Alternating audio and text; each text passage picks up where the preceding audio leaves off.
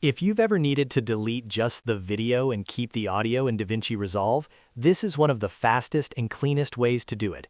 In this tutorial, I'll show you the simple shortcut that lets you separate the video from the audio, delete only the visual portion, and keep your sound exactly where it is. This is perfect for fixing mistakes, reusing voiceovers, keeping dialogue, or removing unwanted footage without losing your audio track. And if this video helps you out, make sure to hit the like button and subscribe for more quick DaVinci Resolve tutorials.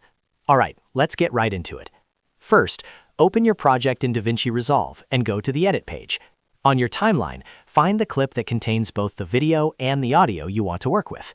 Normally, when you click a clip, both the video and audio portions can be linked together, which means deleting one may affect the other. But there's a faster, professional method you can use to target only the video. Here's the key step.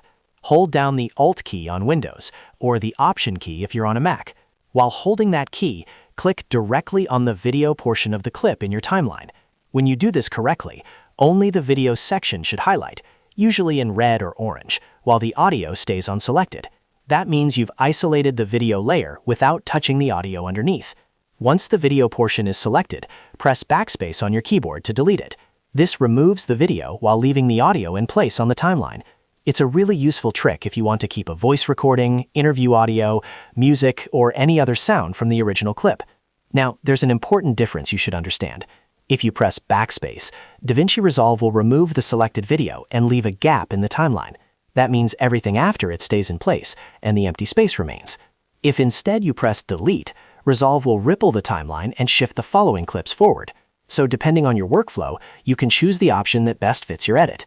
If you want to keep your timeline timing exactly the same, use Backspace.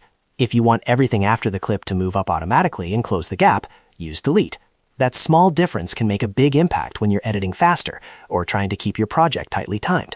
If the clip is still linked and you're having trouble selecting just one part, you may need to make sure you're clicking directly on the video portion and not the linked clip as a whole.